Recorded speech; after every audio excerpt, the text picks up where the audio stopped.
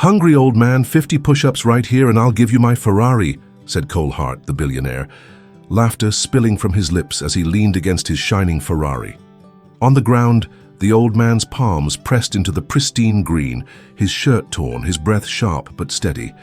His body dipped once, muscles straining with silent dignity. He wasn't doing this for a car. He was doing this because pride left him no other choice. No one knew the truth he carried inside. A weight heavier than hunger, heavier than 50 push-ups. But when it came out, it would silence the laughter and turn humiliation into something unforgettable. Before we begin this emotional story, tell us in the comments from which city you are watching, and don't forget to leave your like to keep following us. The country club in Los Angeles looked like it had been cut straight out of a glossy magazine. The grass on the green was so flawless it seemed painted, trimmed with almost military precision. A line of palm trees framed the horizon, swaying lightly in the warm evening breeze. The sun hung low, bleeding orange across the rooftops of the clubhouse, throwing long shadows across the manicured lawn. Parked right at the center of attention was a Ferrari so polished it reflected the fading sky like a mirror. Its red paint burned against the green, the very definition of excess in a place already dripping with privilege. And leaning against it, perfectly at ease, was Cole Hart, billionaire, tech mogul, a man who lived for the spotlight and for the thrill of making everyone else feel smaller. His suit was crisp, his smile sharper than the cut of his jawline. A few feet away stood Maya, her phone angled high, live-streaming everything to her hundreds of thousands of followers. She laughed lightly, her bracelets clinking as she steadied her grip on the phone. "You guys won't believe this," she said to the camera, her voice bubbling with excitement. "Cole has a challenge for today. Stay tuned." The chat was already flying, hearts, emojis, questions, waves of digital noise waiting to be entertained. That was when the old man shuffled closer, his shirt worn thin, sleeves torn at the elbows. He didn't belong here. His shoes scuffed, his frame gaunt, the kind of presence country clubs like to pretend didn't exist. His voice was soft, almost embarrassed. "Sir, could you spare something to eat? Just a plate. I haven't—" His words trailed as Cole raised his hand, cutting him off like background static. The group gathered near the Ferrari laughed. Two women in black dresses exchanged glances, smirks curling on their lips. A man in a golf cap tilted his drink back, whispering something that made the women laugh harder. The spectacle had already begun, and Cole knew exactly how to play his part. With a theatrical flourish, he held up the Ferrari keys, letting the sunlight catch on the metal. "Food," he said, his tone exaggerated, every syllable calculated for the audience watching online. "How about a feast, old man? Better yet, how about this car?" He tapped the hood with the flat of his hand, and the polished surface echoed like a drum. The crowd gasped and chuckled. The chat on Maya's phone erupted, comments flying so fast they blurred. "No way. He's not serious. OMG, is this real?" Cole's grin widened. 50 push-ups, he said. "Right here, right now. You finish them, you drive away in this Ferrari tonight. Fail and—" He let the pause drag, milking the silence. "Well, at least you gave us a show." The old man stood motionless. His hands twitched at his sides, eyes fixed on the grass. Hunger gnawed at him, but so did the humiliation of being turned into entertainment. For a moment it seemed he might walk away, but then, slowly, he bent down, setting his jacket aside on the grass. His palms hovered just above the turf, body trembling not from weakness, but from the weight of the choice. The crowd leaned forward. Maya brought the phone closer, her voice hushed now. "Guys, I think he's gonna do it." Cole laughed, jingling the keys once more, his arrogance filling the silence. The Ferrari gleamed brighter than ever, a prize almost too cruel in its temptation, and the old man lowered himself toward the ground. The grass felt cool and damp beneath Ray's palms. He spread his fingers wide, pressing them into the earth as if grounding himself against everything staring down at him, cameras, laughter, and a billionaire's smirk. His shoulders rolled back, his spine straightened. The posture wasn't hesitant, it was precise, the echo of a man who once demanded order in chaos. "All right, Grandpa, don't break a hip down there," Cole taunted, his voice louder than necessary, aimed not at Ray but at Maya's phone. He wanted the chat to explode, wanted clips to go viral within minutes. Maya did her part, lowering herself to catch the best angle. "Okay, guys, you heard it. 50 push-ups for a Ferrari. Let's count together." Her bracelets jingled as she held the phone steady, her own smile faltering just a touch when she glanced at the old man's focused expression. Ray inhaled deeply. His ribs showed beneath the fabric of his faded shirt, but the breath steadied his frame. Slowly he lowered his body toward the earth. His chest brushed the grass, controlled, exact, before he pushed back up with arms that trembled yet did not falter. "1," Maya counted. The crowd repeated it, some laughing, some skeptical. Cole twirled the keys again, pretending boredom. "Only 49 more to go. Don't strain yourself." Ray descended again, then rose, the second repetition as clean as the first, his elbows tucked close, form steady. The kind of push-up drilled into muscle memory, not performed for show. By the fifth, the chatter in the crowd softened. The rhythm of his movement was undeniable, methodical, efficient. Not the clumsy effort they expected from a hungry old man. The live-stream chat flooded faster. "Wait, he's actually doing them? His form is better than mine, lol. No way this dude finishes 50. Cole's grin stiffened, but he masked it with another laugh. "Careful, guys, maybe he was a fitness instructor in another life." Ray ignored him. He lowered again, 6th, 7th. His breathing was measured, a faint rasp, but consistent. His face betrayed nothing but focus. At 10, Maya's voice cracked a little as she counted. She glanced back at Cole, but he just spread his arms theatrically to the crowd as if to say, "Of course he can do 10. What did you expect?" But by 15, the mood had shifted. The laughter died down, replaced by silence broken only by the cadence of Maya's counting and the faint hum of traffic beyond the gates. Every push-up carried more weight than muscle alone, the weight of hunger, of pride, of an invisible history no one yet understood. Ray's body dipped again, slow and steady. His shirt clung to his back with sweat now, but his arms held true. He exhaled as he pushed himself upward, the sound harsh but determined. 20, Maya whispered, her voice no longer mocking. The crowd leaned closer, the Ferrari gleaming in the background like a burning promise. Cole shifted uncomfortably, but he kept smiling, lifting his drink to his lips. Yet for the first time he didn't look directly at Maya's phone. His eyes flicked toward Ray, a flicker of something unreadable crossing his features. The old man didn't notice. His focus was buried in the ground beneath him, in the breath he had to control, in the push still left to give. And the counting went on. By the time Ray pressed his chest toward the grass for the 21st time, the rhythm of his body had taken on a strange gravity. The crowd had fallen nearly silent, leaning forward as if every movement carried a secret waiting to be revealed. His arms shook faintly now, but the line of his posture never wavered. Controlled, disciplined. Cole forced another laugh, though it rang thinner this time. "Don't get too excited, people. The old man still has 30 to go." He tossed the keys in the air and caught them with a snap, the sound sharp in the quiet. Ray lowered again, the strain beginning to show in the cords of his neck. Sweat rolled down his temple, tracing a line through the dust on his skin. His shirt clung tight to his back, damp and stretched across bones sharpened by hunger, yet his arms pushed him upward with unwavering precision. 25, Maya said softly. She wasn't smiling anymore. Her camera followed the steady rise and fall of his body, catching the gleam of metal that slipped from beneath his shirt with the motion. Dog tags, dulled with age, swung lightly against his chest.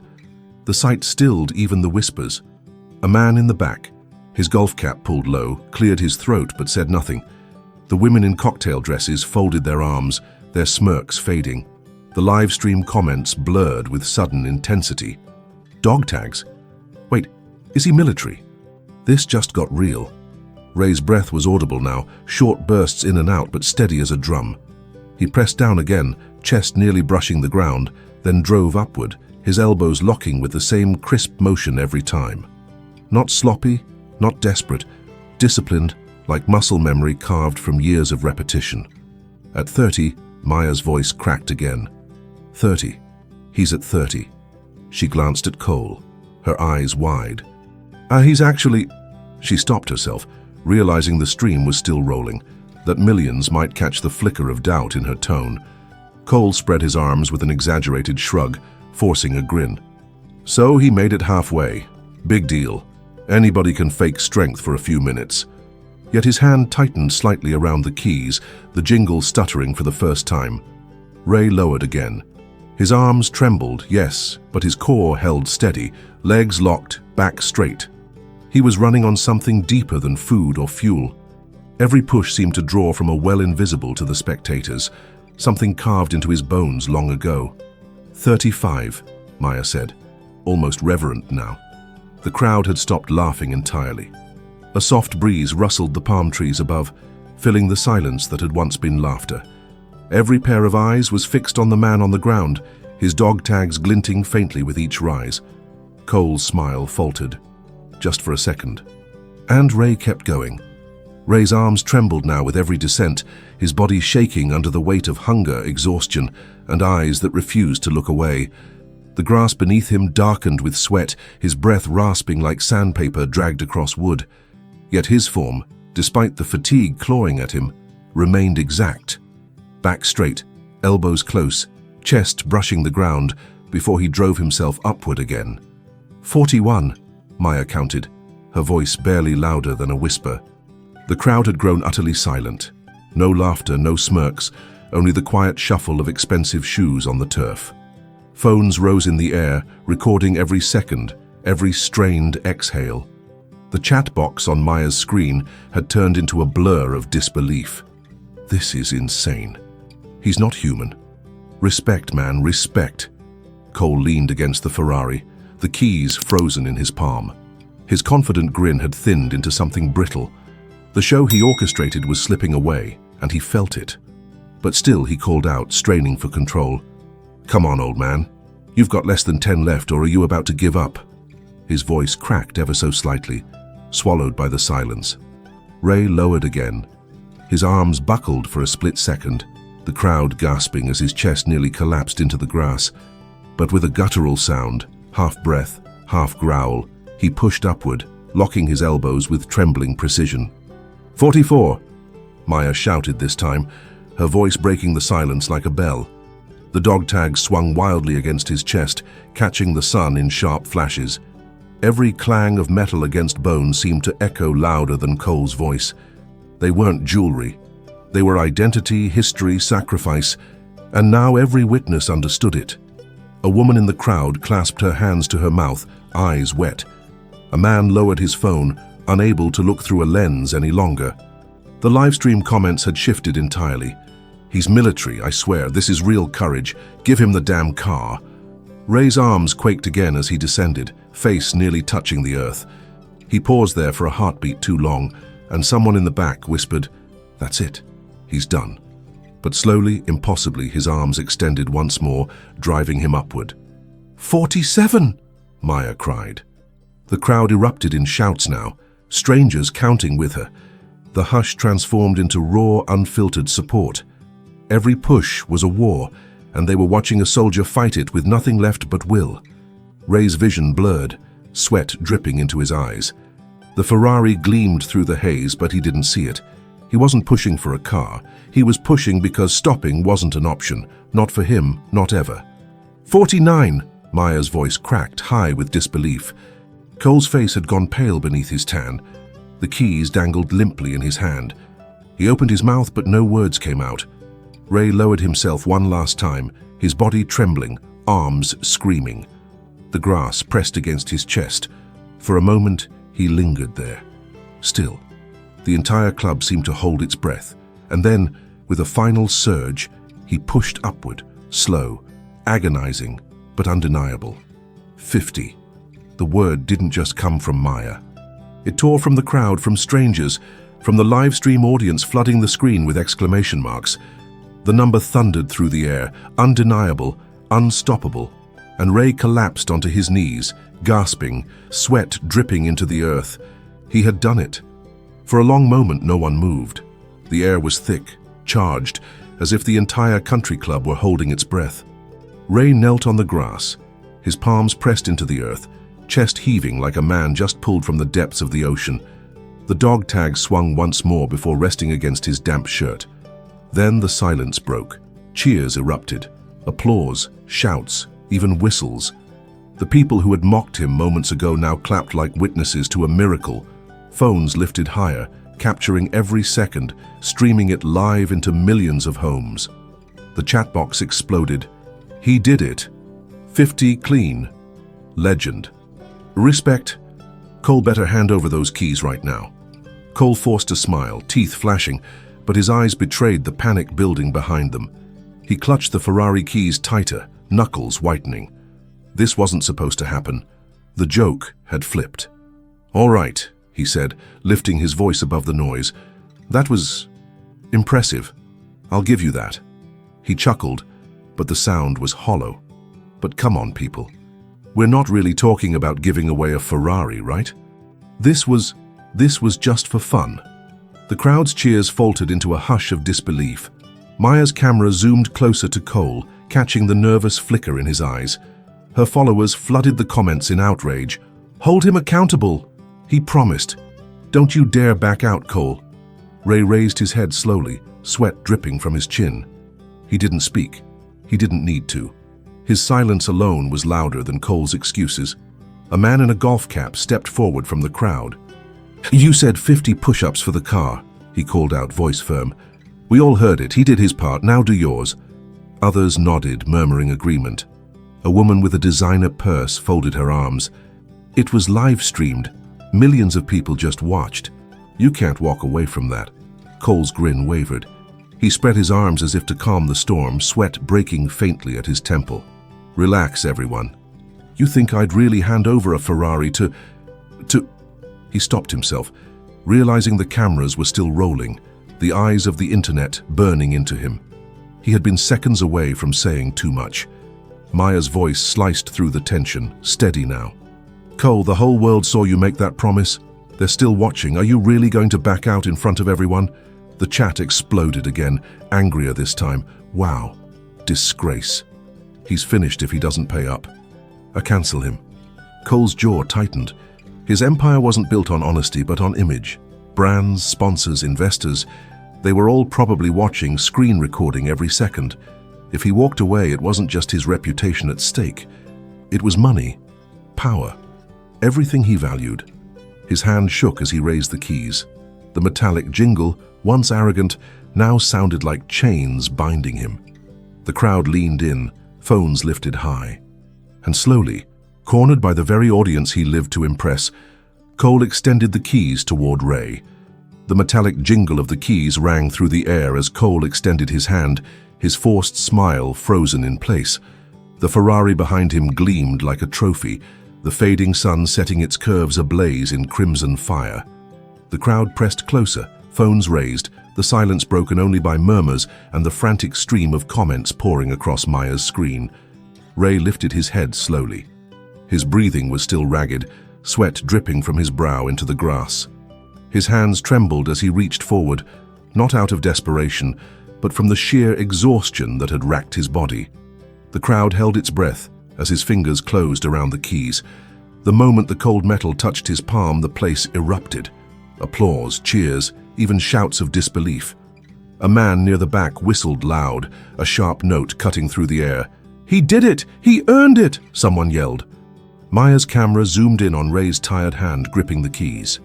"Guys, you're seeing this live," she said breathlessly. He actually got the Ferrari. 50 clean push-ups, and Cole handed him the keys. The comments scrolled faster than her eyes could track. This is history. Legendary. The billionaire lost his own game. But while the crowd roared, Ray simply stared at the keys in his hand. They glittered under the last rays of sunlight, heavy in a way that had nothing to do with weight. His jaw tightened, his eyes distant, as though the object before him was not a prize, but a burden. Cole seized the chance to regain control, lifting his arms high in mock celebration. "There you go," he shouted, forcing laughter that cracked under the pressure. "A deal's a deal, right?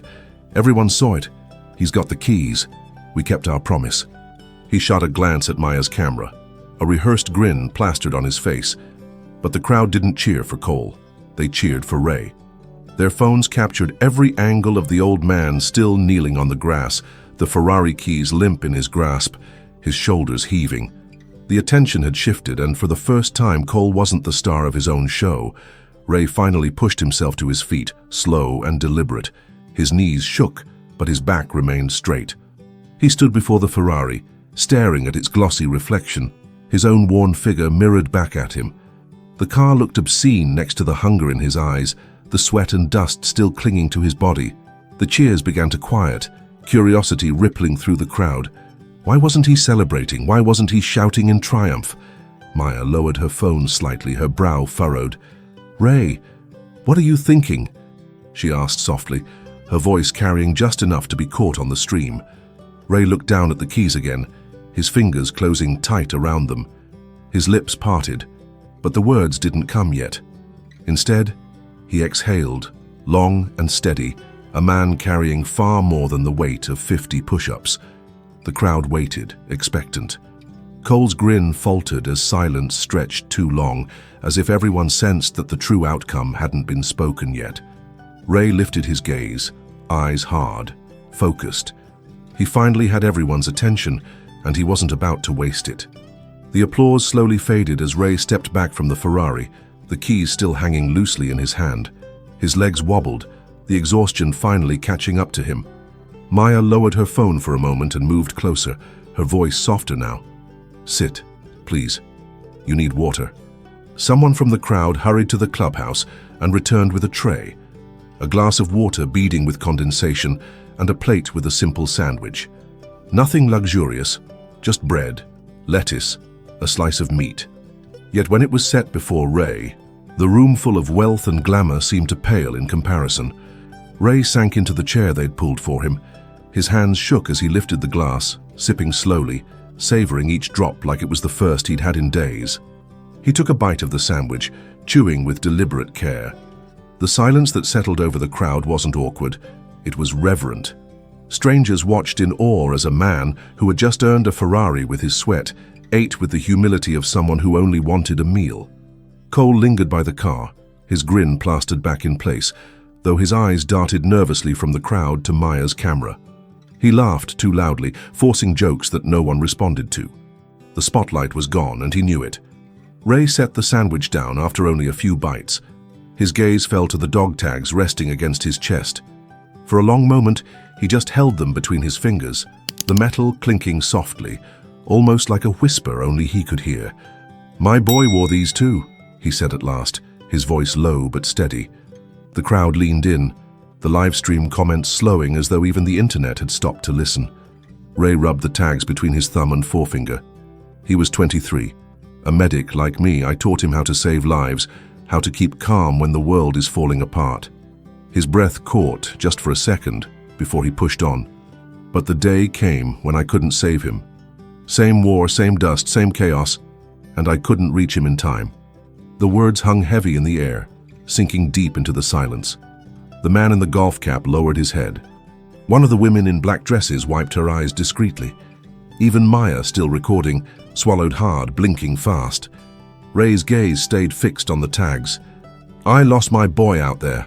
Lost my purpose the same day. Came back to this country with nothing left inside me. Stopped working, stopped eating, stopped caring. Been drifting ever since." His voice cracked, just slightly, before he steadied it again. "That's why I asked for food, not pity. Just something real. Something that reminds me I'm still alive." The crowd was utterly silent.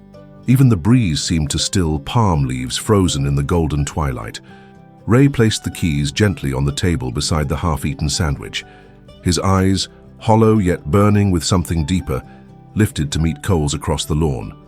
The Ferrari had never looked so meaningless. The keys glinted on the table beside the untouched half of the sandwich.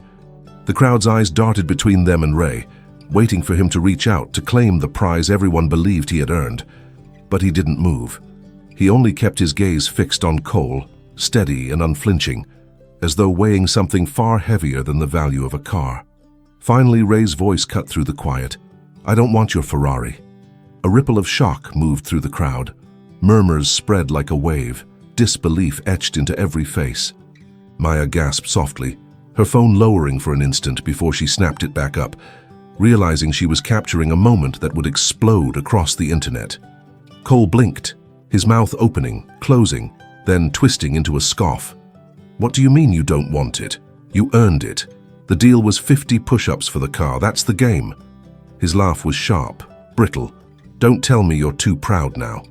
Ray stood, his knees still weak, but his back straight. He rested one hand on the table, the dog tags clinking softly against his chest. "I don't need a car. I need something you've got more of than you know what to do with. Money, resources, influence." The crowd hushed instantly. Every phone stayed pointed at him. The livestream comments raced by. "Wait, what? This man is on another level. Listen to him." Ray's voice steadied, his words deliberate. "There are thousands of men and women out there like me. Veterans who came home carrying ghosts they can't shake. PTSD, nightmares. Families broken because they couldn't handle the war that never ends in here." He tapped 2 fingers against his temple, eyes hard. "They don't need Ferraris. They need a roof over their heads, someone who understands, someone to remind them they still matter." Maya's hand trembled as she filmed, her lips parting as though she'd forgotten she was live. Ray stepped closer to Cole, his tone quiet but cutting. "You want to make a real show? Fund 90 days of housing for veterans in this city. Start an organization. Peer support, therapy groups, job training. Let me help lead it. Let me turn my pain into something that saves someone else's child." The silence was deafening. Even the ones who had laughed earlier now stood frozen, their expressions transformed. The chat on Maya's phone flooded with support. "Yes, do it. Respect X1000. If Cole says no, he's done." Cole's grin had vanished entirely. His hand, still clutching a drink, trembled slightly. He glanced around, realizing the trap he had walked into wasn't physical, but moral. This wasn't about push-ups or a Ferrari anymore. It was about whether he would stand before the world and deny a veteran's plea for dignity. Ray placed the keys firmly back into Cole's hand, curling his fingers shut around them. "I don't need your car, but I do need you to do the right thing." The crowd erupted, not in laughter, not in mockery, but in thunderous applause. The applause rolled across the lawn like thunder, echoing against the clubhouse walls. Phones shook in trembling hands as people captured every second, desperate to be part of the moment. Online, the comments scrolled in furious waves. "Say yes, Cole. Do it now.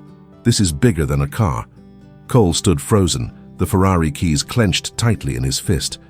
His confident facade had cracked, every angle of arrogance now exposed under the harsh glow of a truth he couldn't spin. For the first time all evening, he wasn't in control of the narrative. Maya's camera zoomed in on him, her voice sharp but steady. "Cole, the world is watching. What's your answer?" Cole swallowed hard, his Adam's apple bobbing visibly. He glanced at the car, his pride, his symbol of status, and then at Ray, who stood with quiet dignity, sweat-soaked but unbowed. The silence from the crowd pressed in on him, heavy as judgment. His voice faltered, breaking in the middle. He forced a smile, but it came out warped, almost painful. "I didn't mean to humiliate you. I thought it was just fun, just content for the stream." He stopped, shaking his head. The excuses tasted bitter even to him. "But I was wrong." Gasps rippled through the crowd. Cole Hart, billionaire CEO, king of excess and self-promotion, had said the words no one expected. "I was wrong." He turned toward Ray, the keys trembling in his hand.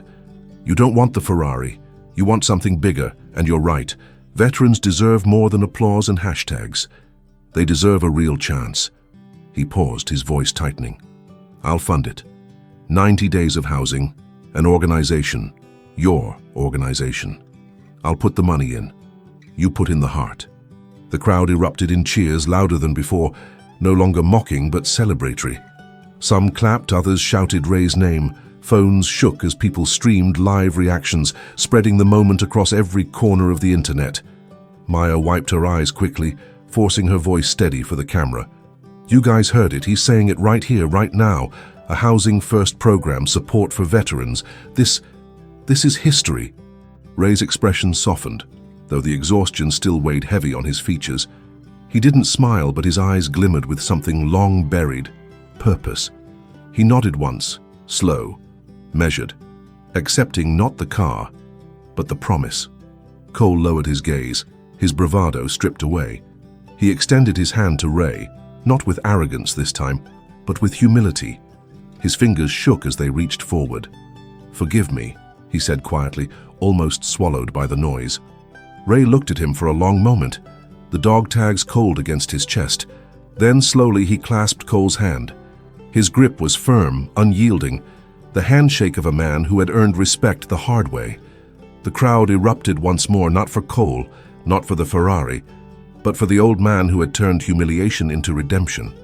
Night had begun to settle over Los Angeles, the last streaks of sunlight fading into violet as the country club lights flickered on. The Ferrari, once the centerpiece of attention, now sat in the background like an afterthought. All eyes remained on the two men standing at the center of the lawn, one stripped of arrogance, the other restored with quiet dignity. Reporters had arrived, tipped off by the live stream that had already gone viral. Microphones extended toward Ray, questions overlapping in a frenzy. "How do you feel? What will you do with the funding?" But Ray lifted a hand, steady and calm, and the noise fell away. "I never wanted a car," he said, his voice steady though fatigue still clung to him. "I wanted hope. Not for me alone, for every man and woman who came home from war carrying scars you can't see. We need more than sympathy. We need structure, we need community. And starting tonight, thanks to this challenge, we're going to build it." The crowd erupted in cheers again, louder and truer than before. Phones trembled in hands as thousands, maybe millions, watched live across the world. Cole stood beside him silent now, the swagger gone from his stance. He didn't interrupt, didn't perform. For once, he let another man's words take center stage. Ray turned to him, nodding.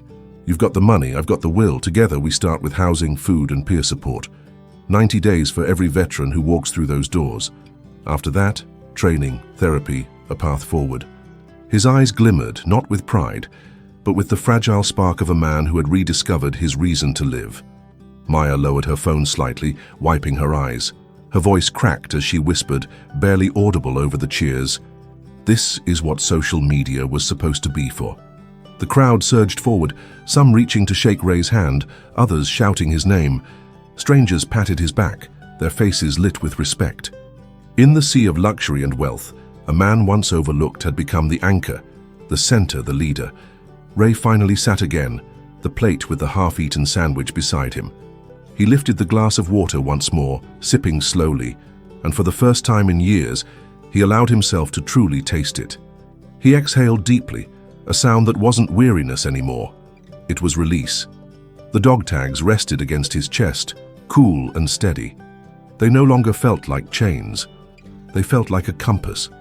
He looked at Maya's camera one last time, his voice quiet but firm. "We start tomorrow for my son, for every son and daughter still fighting their battles at home.